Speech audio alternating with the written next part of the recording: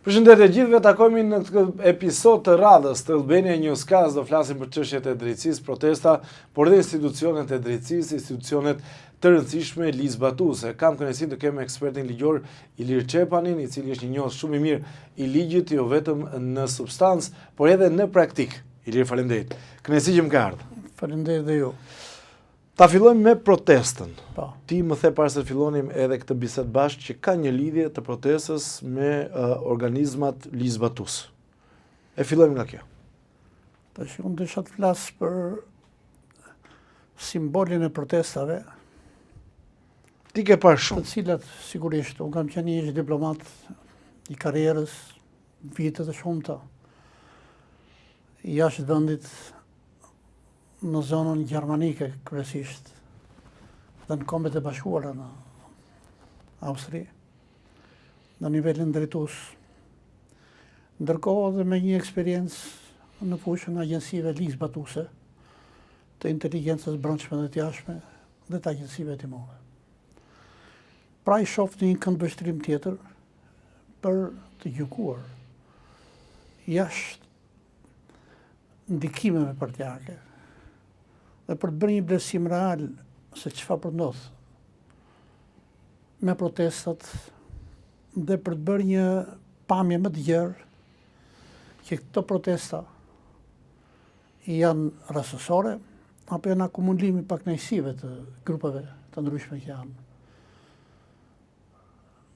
Dhe ndërkohë për të nxjerrë një konkluzion të qartë nga analiza e të gjithë rrjeteve sociale, atë që bota i quajnë open source intelligence, pra që shosin.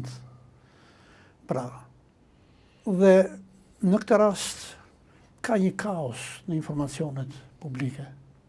Ndërkohë dhe qëndrime jo të qarta nga ana e institucioneve publike të shtetit. I marrim me radhë. Po, i marrim me radhë. Çfarë është e padrejtë nga këto shqetësime? Të gjitha janë të drejta. Ata që ngrën protestuesit gjithmonë. Jo, flasim për protestuesit. Po.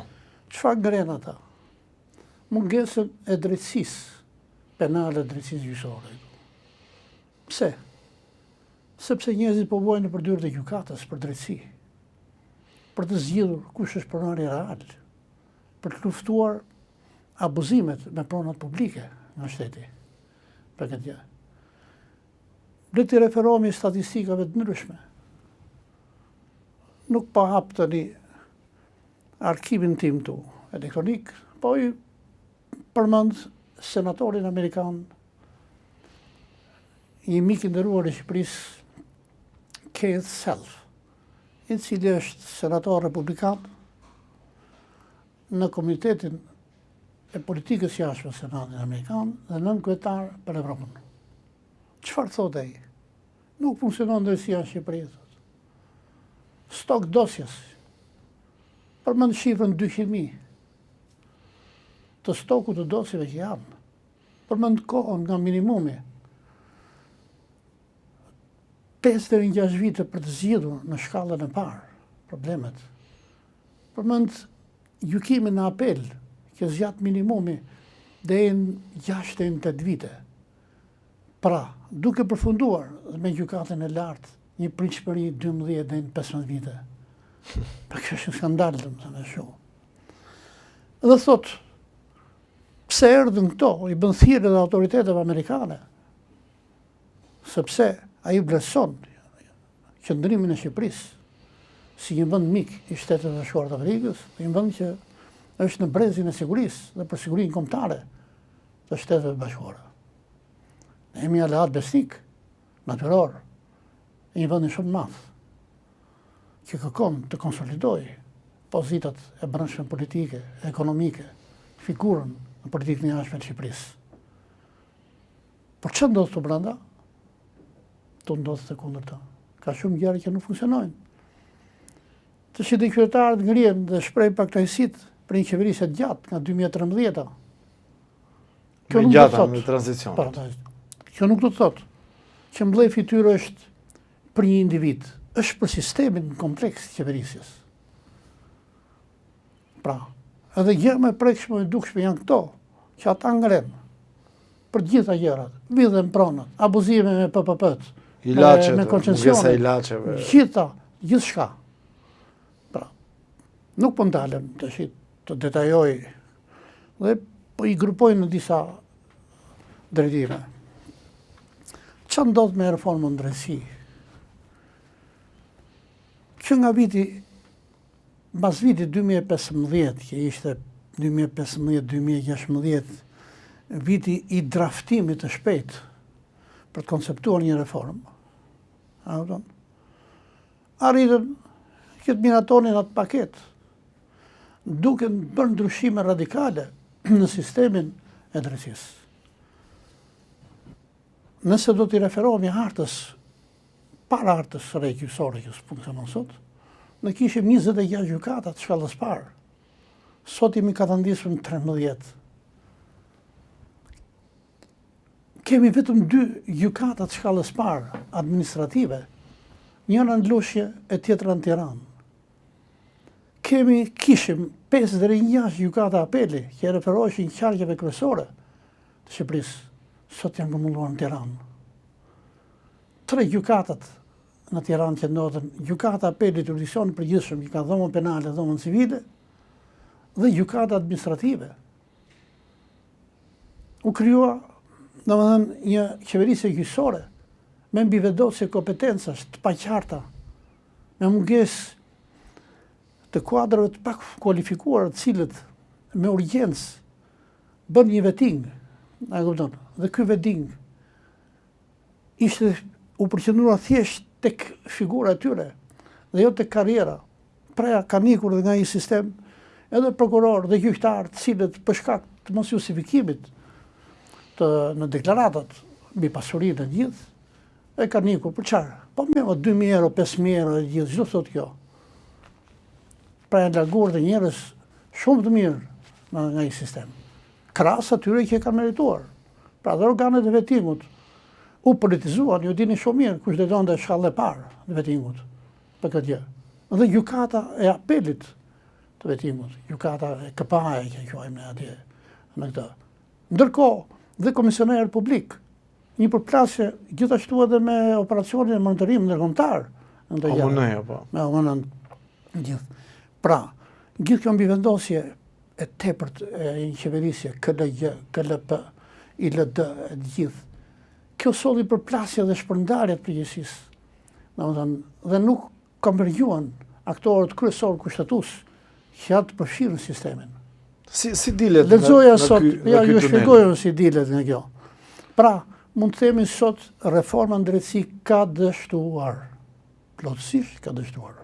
Kur themi ka dështuar, jo pjesa e SPAK dhe GKK-s. Jo, do marrim dhe ata kanë përgjegjësinë e tyre. Dhe për ata do të flasim. Pra cili element, atë më të thjeshtë. Flasim sepse për pse neve nga 26 gjykata sot 13.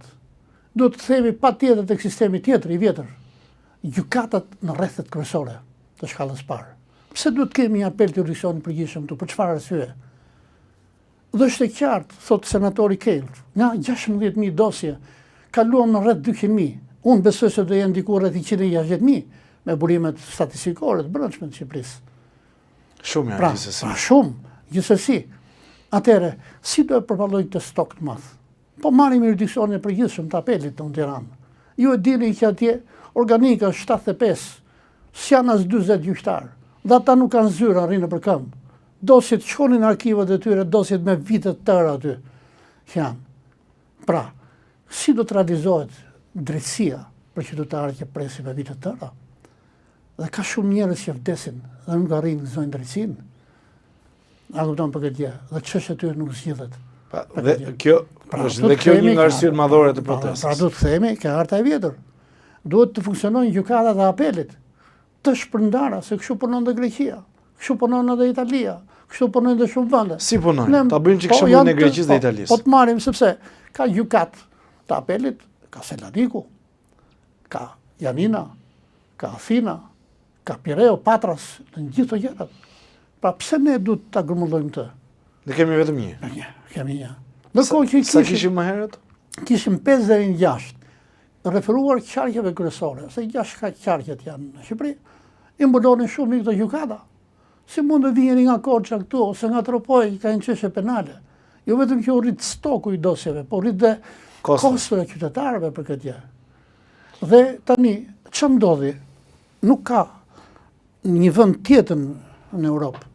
Flasim për Shqipërinë që adheron, për të hyrë, domethënë me aspiron për të hyrë në BE. Sa ju në dhomat e këshillimit, që janë të dhoma këshillimit? Çfarë janë për ata që nuk e dinë? Çdo thot dhomat e këshillimit. Dhoma këshillimit mund të ketë vetëm gjykata lart. Nuk arrin dot të bëj seanca të hapura. Na kupton? Pra, dhomat e këshillimit shkallë parë është bën një qytetar pa di, bën një kallëzim, shkon në dhomat e këshillimit, e bën me mospranim prokurori ose gjykata atje, për këtë punë as tresin as dëgohet. Pra shkon në gjykatën e apelit, në emër të asaj që të heqim stokun, as atje me dhomat e këshillimit. Pra, as dëgohet direkt qytetari, pra prekën në rënd lirit themelore dhe drejtat e njeriut.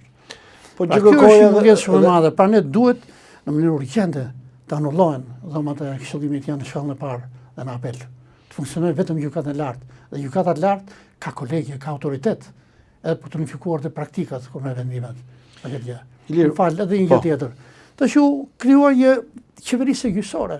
Si ka mundësi të shkojë kryetari i gjykatës së lartë, gjykata e lartë, një autoritet suprem. Na kupton një vendi e të rinë të presin këtë dera dhe i sa t'i thresë i kryetari ke legjas brenda, dhe autoritet për t'i mbikëqyrë i lëdeja ata. Që shkjom? Në qoftë se ka një shkeli nga gjyktarët e lartë dhe nga kryetari i gjykatës së lartë, po krijohen me komisione hetimore të posaçme për këtë gjë. Ka një komision të ligjeve që bën të transparencën publike, po krijohet një komision i veçantë me autoritete, me njerëz që janë të pavarur nga ato, të mbikëqyrin, vërtet të është ky akt apo s'është ky akt. Pa dhe ky komision merr vendime të rëndësishme dhe i referon parlamentit ndërhyrjen. Ndërkohë merr propozon të ndërhyrjen në autoriteteve të drejtësisë, qoftë ka pasojë penale, përveç pasojë administrative për këtë gjë. Pra, ne kemi gjykatën e lartë të dobët sot. Pra, dhe sot ndikohet nga reformat e papritura, siç janë kodi penal, jo problemi i rishikimit të dënimeve, si janë mbushur burgjet e gjithë. Pse mos mbushesin burgjet? Ku qeveria thot kush vjedh energji në burg? A kupton? Kush vjedh ujë në burg? Kush bën një mur atje pa leje në burg? Pa u mbushën këto për këto gjërat. Se nuk janë mbushur burgjet me subjekte penale, me masa sigurimi në arrest, në paraburgim, ose në burgim, nga njerëz që vinë nga grupet kriminale, ose ata që kryen individ, grupe, ose organizata që merren me krime të rënda, vrasje e tjera gjëra, prostitucion, kujton trafike e tjera gjërat. Pra, këto janë ato probleme që sot janë ngërçet kryesore dhe qeveria ka heshtur.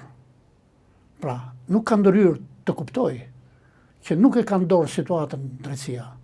Unë për një lloj konkluzione këshore, si ka mundësi. Kemi konferencën e prokurorëve, janë 400 prokurorë. Kemi konferencën gjyqësore, rreth 400 dhe ata. Kemi KLP dhe KLG dhe gjykatë lartë. Po mirë, nuk logjikojnë ta të mblidhen një herë këta. Mo të mblidhen çdo 6 muaj, të gjithë më bashkë, ku shikojnë që ka dalë njerëzit në rrugë sot, dhe ka shqetësime shumë të mëdha, dhe akuza direkte për kriminalitet, të korrupsionit shtetëror, të lidhur me segmente. Jo gjithë qeveria, flasim, jo gjithë parlamenti, gjithë po. Marrim ato që përgojohen sot në këtë gjë. Në këtë punë, e të shikojnë, më çfarë funksionon në sistemin e drejtësisë. Shumë gjëra nuk funksionojnë. Nuk është vetëm dhomat e këshillimit. Po marrim kallëzimet, po është turp, nuk ka vend në botë. Siç vepron Shqipëria, e bën kallëzimin që bëhet fjalë për një vrasje, bëhet fjalë për një individ, një grup, organizatë kriminale. A kupton? Dhe e merr kallëzimin, vetëm prokuroria, policia tash kanë dorë ta referojë në prokurori. E merr prokurori, hop, fotot në sirtar, dhe as kujtohet kalojnë vite të tëra. Çfarë ndodh me provat aty? Me autorët e krimit, shtuken. Detyrimisht merren masa ta korruptojnë drejtësinë dhe korruptojnë drejtësinë për këtë fakt vetë. Kryo pyetja që të gjithë e ngrën, Ilir duhet më japësh një përgjigje për këtë të një shumë mirë pjesa e SPAK dhe GKK. Ku është në mes të gjithë këtyre organizmave? Ja, po do ta shpjegoj, po dua ta nis me këtë kallëzimin se është pjesë dhe SPAK-u ka përgjegjësi këtu. Ku flas për kallëzimet, flas për gjithë jurisdiksionin penal të prokurorisë. Ne sajuam një jurisdiksion të posaçëm dhe kushtetues një sistem tepër i gabuar. Pra, ne duhet kemi një prokurori të përgjithshëm të fortë. do të kemi një biro kombëtare të timit të funksionojë si një organ i centralizuar kombëtar, jashtë SPAK-ut, jashtë prokurorisë për këtë gjë. Pse? Sepse duke futur me një status kushtetues dhe BKH-n dhe SPAK-un, mungon shtylla kryesore e mbikëqyrjes nga autoritetet kushtetuese, nga parlamenti. Pra, kur flasim për mbikëqyrjen flasim vetëm për mbikëqyrjen e sistemit të prokurorisë, jo të sistemit të drejtësisë gjyqësore. Pra, gjykatat janë pavarura. Si ka mundësi? Brenda prokurorisë, prokurori s'pyet fare për drejtuesin e prokurorisë. Një çthurje totale e mungesës të zinxhirit komandues nga brenda.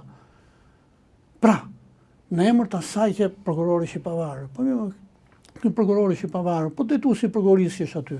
Nuk ka drejt të kërkoj llogari për afatet hetimore të procesit penal, të dosjeve penale. Nuk ka drejt të kërkoj për kallëzimin, çfarë bëhet me atë kallëzim? Gjithë këto probleme janë strukturore apo janë kulturore, shtetërore, institucionale? Shiko, tani përdesa u bë një reformë e re, mungon edhe një kod deontologjik për kulturën e gjyqtarëve, për kulturën e prokurorëve, për kulturën e BKS, të OPG-s, të këtyre gjërave.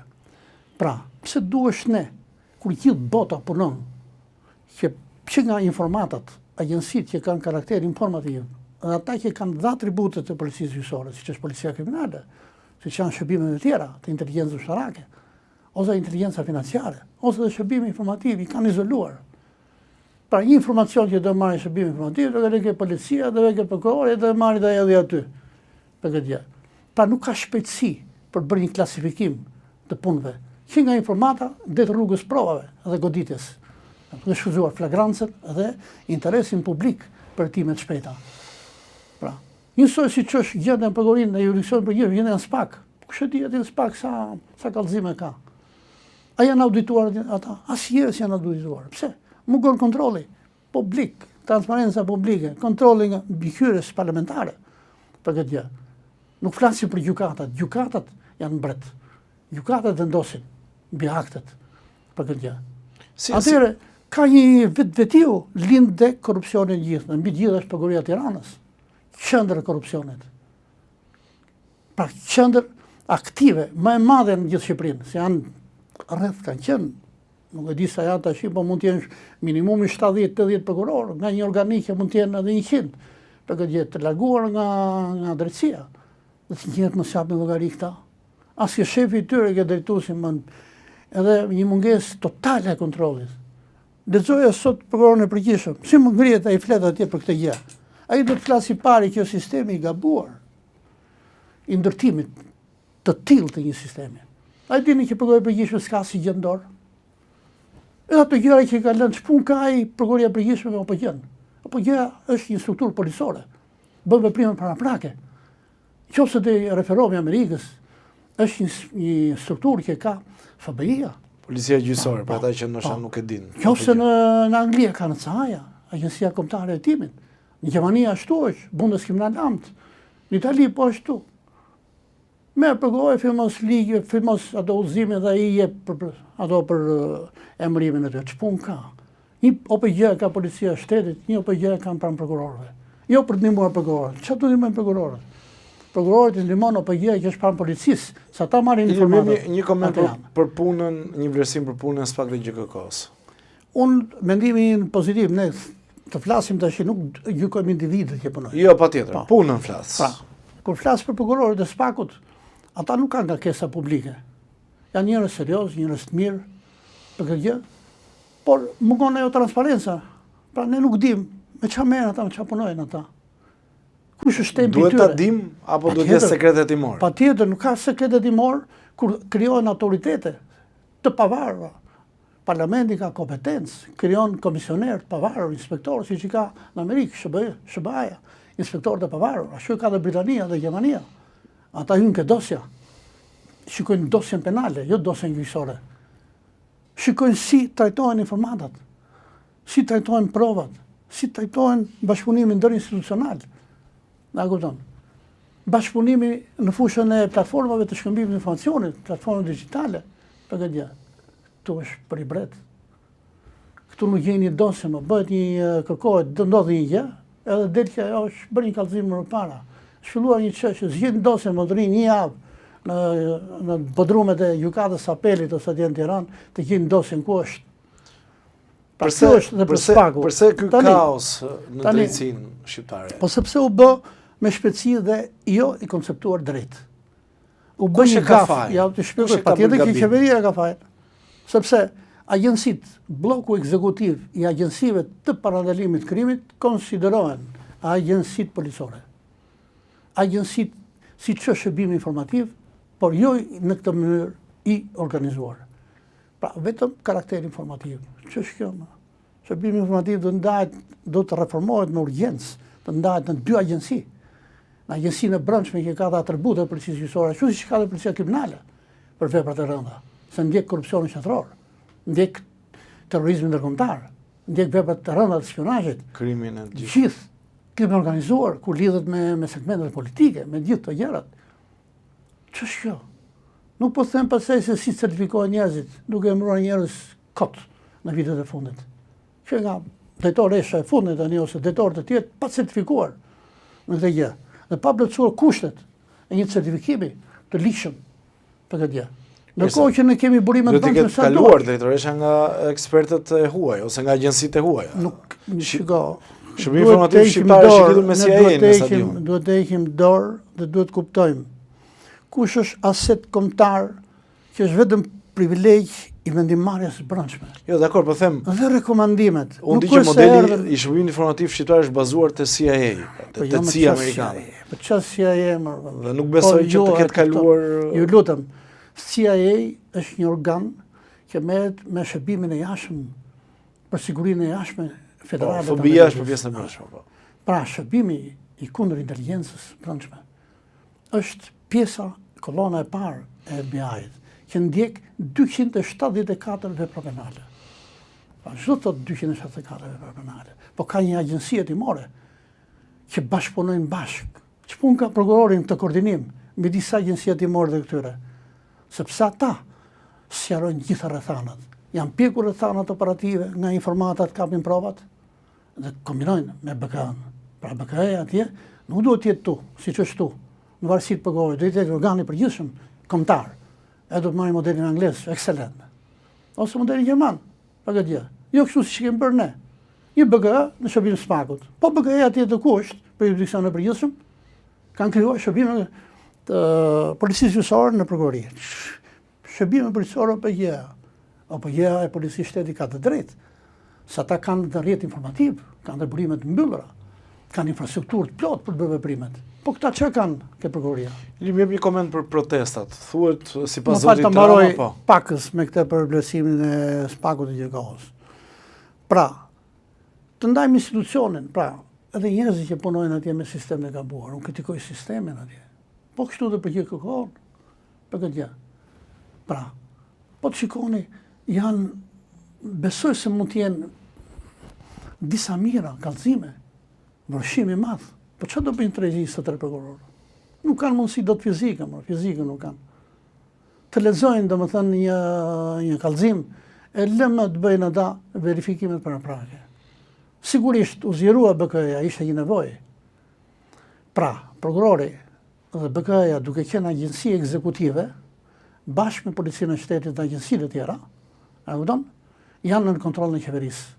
Tani qeveria, një të marrë i vendim, i kaloj me majorancë atje, e do status kështetus. Kush e ka prokurorin në botë me status kështetus? Prokurori ka një pavarësi relative nga kodet proceduriale. Pra, procedura e prokurorit është që në vendimarrjet e veta është i pavarur. Nëse OPJ është një organ tjetër policor, që bashkëpunon me agjencitë të tjera, për të punuar. Mungon kë bashkëpunim ndërinstitucional. Kjo është. Pra, ti ke një eksperiencë gjatë, ke një eksperiencë gjatë edhe me agjenci që merr me çështjet e informacionit inteligjent, mbledhjen për punimin e tjerë. Protestat i shikon që janë dorë edhe e vendeve armike, agjenturave të huaja apo jo? Unë shoh atë që duket. Edhe logjikoj nëse trajtohen drejt. Nëse trajtohen drejt, edhe analiza e rrjeteve sociale. Çdo vend i botës ka ligje të posaçme në të gjë. Pra, rrjetet sociale janë, ju e dini, janë të hapura, po janë dhe të enkriptuara.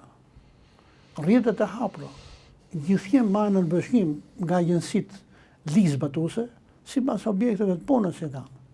Policia e shtetit pas here i ndjek me vëmendje këto zhvillimet në rrjetet sociale, më çfarë flitet për krimin organizuar, për evazionin fiskal, për keqtatimin e pronave publike, për korrupsionet që janë me tendrat, me gjithë të gjërat që bëhen në këtë punë. Pra dhe çfarë bëjnë të analiza. Dhe këto analiza ku shkojnë? Shkojnë te vendimarrësit. Kush është vendimarrësi? Kryesor. Është qeveria, Këshilli i Ministrave. Pastaj vjen kryeministri. Se ka një keq kuptim këtu. Vend parin kryeministrin dhe qeveritë vën mbrapa. Kryeministri, se po do të ndalem për këtë, po pakës po vonë që mos e ndepres. Pra kjo analizë që bëjnë agjensitë policore, kështu dhe shërbim informativ për misionet që ka ajo publike përcaktuar me ligj, me këtë gjë. Atëherë dhe ata bëjnë për terrorizmin, për veprat e rënda që janë kundër shtetit, për këtë gjë, për ndërtimet e spionazhit, ndërhyrjet, nga kërcënimet që janë nga brenda, se ka detyrime të brendshme kombëtare. Për shembull, institucione mbështetuese i mbron shërbimin informativ kombëtar nga kërcënimet e brendshme. Pra sistemi politik e gjithë për këtë gjë. Dhe nga kërcënimet e jashtme, shërbimi i jashtëm. Kush e di? A punojnë, a si punojnë ta atje? S'ka asnjë lloj transparencë, një vit deni atje sot unë jam drejtori ose drejtoresha. Çështja kështu, ne kemi rus, ne kemi kinez, gjëra asnjë s'kupton asnjë atje. Pra, nuk ka një kontroll me norma të qarta juridike. Pra ka iku kohë një komisioni siç është sot i organizuar. Vën gjithë grupet parlamentare që po bëjnë mbledhje sigurisë, apo vetë edhe unë thot partia mundësia si parti, kush janë atje nga ato? Pa kanë certifikate apo jo? Pra ka ardhur koha. Po certifikat nuk lejon në fakt, se disa janë larguar ka ardhur koha. Nga komisioni. Krijohen komitetet e inteligjencës ku certifikohen njerëz që kanë profesione të afërta ose të paraafërta. Që mund të kenë gjyqtar, mund të kenë prokuror, mund të kenë oficer të inteligjencës e të gjithë. Pra, s'mund shkojë atje një muzikant, ku diu një agronom, një veteriner atje ty të futën, se çu ka ndodhur, është praktike kjo. Pra të parlamenti shorientohet, nuk merr vendimet e drejta, nuk kuptojnë ligjvënësit. Pra son ata një parlament shumë i nivelit ulët. Është vërtet, shumë i nivelit ulët është. Dhe kanë drejt procesuesit. Kur gjykon popullin, nuk e bën. Sa nuk është thotë një njeri, po flasun tash edhe më thonë nga i diti. Po flasin tani. Se ata birnanash janë. Vinë nga Veriu, nga Tropoja, vinë nga Jugu, nga nga Saranda, nga Bilishti, nga Korça, nga gjithë rrethet. Pra, ka dhe për ata një vlerësim të sjelljeve publike të tyre, dhe të rolit tyre. Pra, analizat që bëjnë këto institucione, që janë speciale, të specializuara, këto institucione ndihmojnë që qeveria të kuptojë, të ndryshojë rrugën. Po zonja Meloni, po të marrim që jemi këtu, kanë folur dhe herë tjera për këtë gjë. Kur e fillon punën, e fillon me një me agjensitë e sigurisë. Çfarë ndodh në vend? Që të parandalojnë, se ka mjetet ligjore ajo në dorë. Pra ka qeverinë, ka parlamentin, bashkëpunon me institucionet e tjera të pavarura kushtetuese si janë drejtësia, madje për këtë punë, presidentin e Republikës, me Këshillin e Lartë Magjistraturës e gjithë të janë. Po ndërkohë, ndalemi tek për ta mbyllur me protestën. Ti mendon që mund të ketë shtete armiqësore apo jo për ta mbyllur diskutimin? Tash nga kultura e inteligjencës. Zoti Rama thotë që po, Irani po dhe vende të tjera armike. Tash nuk po flas që ato zoti Rama, sepse unë nuk jam po ta auditoj sistemin e brendshëm tyre. A kupton atëherë do të them që po ose jo. Po. Është se edhe shërbimet e inteligjencës dhe policore janë si mjekësia. A kupton, kur një është them jo është i smur apo s'është i smur. Po është i smur, për çfarë smundje ka? Këtë nuk e di drejtori ndërmarrjes ose një tjetër që është atje. E din ata që merren me këtë, di mjeku, a bën analiza komplekse, një bën konsulta komplekse, gjithë arrihet në një konkluzion. Po ne nuk e dim për këtë gjë. Por gjithnjë nga kultura dhe eksperjenca botërore, dhe eksperjenca në Shqipëri, në regjimin komunist ishte totalitar. I kontrollonte në mënyrë palishme shumë gjëra. për këtë gjë. Sot janë gjitha mundësit që të marrë vendime reale, me pesh, po ama duke dëgjuar agjensitë ligjzbatuse, duke respektuar vendimet e drejtësisë, ndërkohë. Kjo nuk ndodh këtu, tek neve, për këtë gjë. Atëherë, lind pyetja se unë dalë tek autoritetet kushtetuese për rolin e tyre. Tani, ne gjithnjë nuk kemi të qartë, mor çka ka ky në pozicionin kushtetues kryeministri? Dhe kush është Këshilli i Ministrave? Njerëzit duhet të kuptojnë që kushtetuta, ligjet e cilësuara, ligjet e thjeshta në baza e vendimarrjes të vendimeve të Këshillit të Ministrave nga një organ kolegial. Pra kryeministri, kryetari i Këshillit të Ministrave është i parë ndër ministrat. Pra qeveria që ka përgjegjësinë publike. Kryeministri merret me administratën e qeverisë. Ka agjenci të caktuara siç është shërbimi informativ kombëtar, siç janë të rregullimet të territorit, siç janë hipotekat. Është shumë agjenci për këto gjëra. Dhe ai merret me të drejtën që jep kushtetuta që të çojë urdhra dhe udhëzime. Por ndërkohë është Këshilli i Ministrave që koordinon. Pra, gjithë agjenci kanë nga një ministër përkatës janë këtej dhe duhet të koordinojnë. Pra, qeveria, Këshilli i Ministrave është totalisht jo funksional, i bllokuar. Pra, del kryeministri mbi këtë organ kolegial. Pra, dhe kontaktet e tij me botën individualizohen në mënyrë jo të duhur, në mënyrë jo kushtetuese. Le të marrim për shembull marrëdhënien me Greqinë. Flitet për një partneritet strategjik, dokument që është partneritet. Pse jo? Mësojmë asgjë, ne do ta bëjmë të partneritet. Po dihet shtyllat shqetësuese historike për Shqipërinë, kush janë? E që ligjit luftës. Janë të drejtat e çambe. A kupton? Të drejtat e migrantëve shqiptarë atje që janë disa qindër mijëra. A kupton? Të drejtat e tyre për pensionet, për patentat, për qarkullimin e lirë, për apostilin, për ndihmën juridike, gjithë këto gjëra. Pa krijon agjencinë ndërlidhëse. Pa do bëjmë një dokument partneritet strategjik, po është një dokument juridik. Pa duhet të ketë shtylla të ratifikuara nga dy parlamentet, angazhime që nuk devijojnë dot për këtë gjë. Ai kemi në këto, ne dim çfarë bëhet. Ne duhet të pësojmë nga Greqia, që deklaronte kur ishte Simitis, Siriza në pushtet, ish ministri i jashtëm Kocias. Dhe jepte informacion se çfarë po ndodhte me bisedimet për marrëveshjen detare të limitimit, kufirit detar. Edhe plus pastaj që i grinë i kërkonin llogari dhe i thoshte, "Mo kërkoni llogari, ne kemi arritur të marrim kaq 1000 metra kilometra katrore det atje. Ne edhe historinë e shqiptarëve do botojmë në Greqi, do t'i ta mësojnë ata në Shqipëri." A kupton se ç'a ndodh? Të deklaruar në parlament. Atëherë këtu s'ka, ka një heshtje. Ç'është kjo heshtje? Politika e jashtme është aset publik. Ka një hierarki kushtetuese për këtë gjë. Pra, dhe këto, më falë se duhet ta përfundoj. Pra, duhet që mos i themi gjitha tani, duhet bëjmë një cikël emisionesh bashkë dhe të ndalemi te diplomacia. Po, do ta bëjmë një të dedikuar. Po, do ta mbyll vetëm për rolin. Atëherë, për kryeministrin, për Këshillin e Ministrave, duhet të ketë norma të shkruara, përgjegjësia politike dhe përgjegjësia juridike e kryeministrit. Dhe sekretari i Këshillit të Ministrave. Duhet të jenë kam. Asgjë s'ka fare. Nuk ka? Asgjë s'ka fare. Pra, ne nuk dim ç'a udhëzime shjep ai për agjencitë ligjzbatuese. Dhe ku i mbështet? Se ka disa kolona agjencitë. Është drejtimi normativ i agjencive. Duhet të jenë transparente këto, kam shumë duhet të jenë të brendshme. Jo, janë të brendshme, pa ma, ka ai monopolin që të organizojë një sektor posaçëm që prodhon akte nënligjore për drejtimin normativ të agjencive, për koordinimin e tyre, për bashkëpunimin e tyre, për kontrollin e brendshëm e tjera gjëra. Ilir, më premto se erdhëm në fund për sot. Më premtoj që episodin e radhës të bëjmë një emision o për diplomacinë o për shërbimin informativ dhe ta sjerrim në detaj, se sot fokusin e patëm te po të për shërbimin e jashtëm, se populli nuk i shqetëson, ka autoritetet specifike për këtë. Mirë, do ta zgjedhim bashkë temën. Politikën e jashtëm janë shumë gjëra që do ta zgjedhim bashkë temën dhe për 2 javë do jemi përsëri. Mirë. Unë jam dakord për gjithçka. Unë flas edhe si qytetar. Unë sot nuk jam më në sistem. Kam mbush moshën e pensionit. Pra, por gjithsesi është shumë aktiv me publikime, me disa libra, dhe për ata që na ndjekin, ku mund të gjejnë edhe faqen tënde të internetit. Po.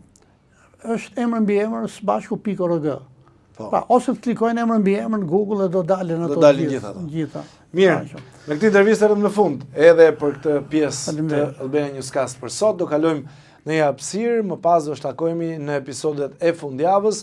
Vazhdoni na ndiqni, bëni subscribe, jepni komentet tuaja, do t'i ndjekim me vëmendje dhe më pas do t'i reflektojmë dhe në episodet e tjera. Deri atëherë ju uroj një ditë sa më të mbar, por gjithashtu edhe një javë sa më të mbar të gjithëve, ndërsa takimin ton do ta kemi në fundjavë.